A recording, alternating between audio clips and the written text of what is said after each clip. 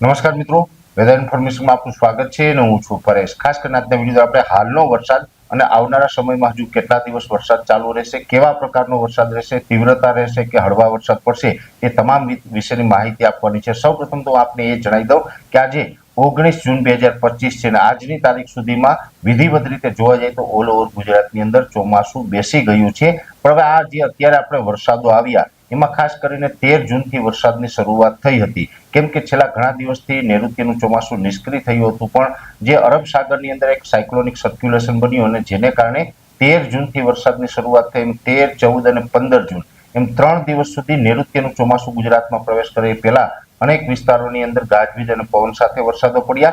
16 તારીખે ચોમાસાનો પ્રવેશ થયો એટલે 16, 17 અને 18 તારીખે પણ રાજ્યના અલગ અલગ વિસ્તારોની અંદર સારા એવા વરસાદ નોંધાયા છે। એટલે એટલું કહી શકાય કે 6 દિવસ સુધી રાજ્યના ઘણા વિસ્તારોની અંદર વાવણી લાયક અને સારા વરસાદો પડ્યા છે। પણ આજે તારીખ છે 19 જૂન 2025 અને આજની તારીખેથી વરસાદની તીવ્રતા અને વરસાદના વિસ્તારોમાં ઘટાડો નોંધાયો છે। હવે એનું કારણ એવું છે કે જે અરબ સાગરની અંદર જે સાયક્લોનિક સર્ક્યુલેશન હતું એ સાયક્લોનિક સર્ક્યુલેશન છે સતત ઉત્તર તરફ ગતિ કરી રહ્યું, એટલે ઉત્તર તરફ ગતિ કર્યું છે, જેને કારણે જોવા જઈએ તો ગોવા પાસે આ સાયક્લોનિક સર્ક્યુલેશન બન્યું હતું। ગોવાથી મહારાષ્ટ્રના દરિયાકાંઠે થઈ અને દક્ષિણ ગુજરાત અને સૌરાષ્ટ્ર વચ્ચેનો જે દરિયો છે એટલે કે ખંભાતનો જે અખાત છે એ વિસ્તારમાં આવ્યું, ત્યાંથી ભાવનગર, અમરેલીના અમુક ભાગો, એ સાથે બોટાદ, સુરેન્દ્રનગર અને એ તરફ થઈને ઉત્તર ગુજરાત થઈને રાજસ્થાન તરફ આગળ નીકળી ગયું। એટલે આ જે સાયક્લોનિક સર્ક્યુલેશનનો સેન્ટ્રલ પાર્ટ જે વિસ્તારોમાંથી પસાર થયો છે તે તમામ વિસ્તારોની અંદર ખૂબ સારા વરસાદો નોંધાયા છે। એમાં બોટાદ હોય, અમરેલી હોય, ભાવનગર હોય, જુનાગઢના ઘણા બધા વિસ્તારો હોય, સુરેન્દ્રનગરના વિસ્તારો છે, ઉત્તર ગુજરાતના પણ ઘણા બધા વિસ્તારોની અંદર સારો એવો વરસાદ નોંધાયો છે। ત્યાં થઈને પછી રાજસ્થાન તરફ નીકળ્યું, એટલે અત્યારે એ સાયક્લોનિક સર્ક્યુલેશનનો સેન્ટ્રલ પાર્ટ છે એ રાજસ્થાન ઉપર છે, એટલે કે રાજસ્થાનના પૂર્વ ઉત્તર ભાગો ઉપર અત્યારે એ સાયક્લોનિક સર્ક્યુલેશનનો જે સેન્ટ્રલ પાર્ટ છે એ પહોંચી ચૂક્યો છે।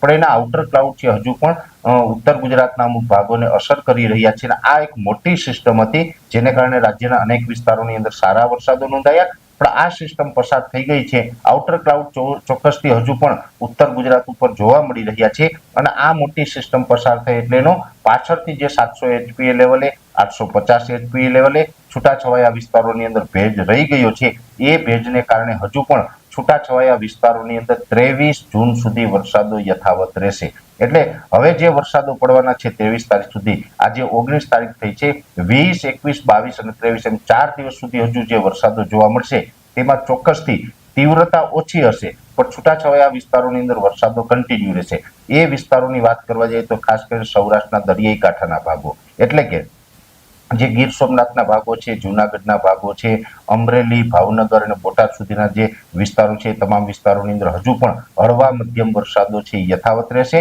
દક્ષિણ ગુજરાતના વલસાડ, ડાંગ, વાપી, નવસારી, બિલીમોરા અને બારડોલી જેવા વિસ્તારો છે એ તમામ વિસ્તારોની અંદર પણ હળવાથી મધ્યમ વરસાદો છે હજુ પણ ચાલુ રહે। આ વિસ્તારોને બાદ કરતા બીજા વિસ્તારો છે જેમાં પશ્ચિમ સૌરાષ્ટ્રમાં દ્વારકા, જામનગર અને પોરબંદરમાં હળવા ઝાપટાઓ જોવા મળશે। કચ્છની અંદર પણ હવે તીવ્રતા ઘટી છે અને આવનારા દિવસમાં હજુ પણ તીવ્રતા ઘટે તેવી શક્યતાઓ છે। એક બે જગ્યાએ કદાચ સારો એવો સ્પેલ જોવા મળે તો વાત અપવાદરૂપ રહેશે, બાકી કચ્છની અંદર પણ હળવા ઝાપટાથી વિશેષ શક્યતાઓ હાલ દેખાતી નથી। વાવ, થરાદ, બનાસકાંઠા, પાટણ અને મહેસાણા જિલ્લો છે એની અંદર પણ હળવા મધ્યમ ઝાપટાઓ છૂટાછવાયા વિસ્તારમાં જોવા મળશે, મોટા વરસાદની શક્યતાઓ ત્યાં પણ નથી। હા, એક વાત અલગ છે કે સાબરકાંઠા, અરવલ્લી અને મહીસાગર જેવા વિસ્તારો છે એમાં હજી કદાચ સામાન્યથી મધ્યમ વરસાદ અમુક વિસ્તારમાં નોંધાઈ શકે આવનારા 2 દિવસ। અમદાવાદ, ગાંધીનગર, વિરમગામ, કપડવંજ, આણંદ, નડિયાદ, ખેડા અને વડોદરા જેવા વિસ્તારો છે એમાં હળવા ઝાપટાથી લઈને મધ્યમ ઝાપટા સુધીની શક્યતાઓ છે, ત્યાં પણ મોટો કે ભારે વરસાદ થાય તેવી શક્યતાઓ આવનારા 2-3 દિવસમાં નથી।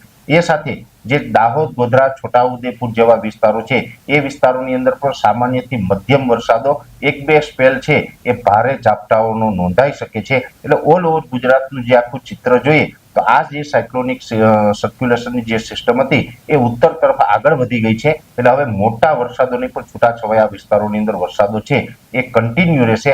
ઘણા વિસ્તારો એવા છે કે જેમાં ખૂબ સારો વરસાદ, વાવણી લાયક વરસાદ થઈ ગયો છે, પણ રાજ્યના અનેક વિસ્તારો એવા છે કે જેમાં હજુ વાવણી લાયક વરસાદ થયો નથી, વરસાદથી વંચિત રહ્યા છે। હવે જે વિસ્તારોની અંદર વાવણી લાયક વરસાદ નથી એને હવે બીજો રાઉન્ડ આવે ત્યારે આપણે એને વાવણી લાયક વરસાદની અપેક્ષા રાખી શકાય। તો હવે નેક્સ્ટ રાઉન્ડ ક્યારે આવશે અને એ કેટલા વિસ્તારને પ્રભાવિત કરશે તે તમામ વિશેની માહિતી છે આવતીકાલના વિડીયોની અંદર આપવામાં આવશે.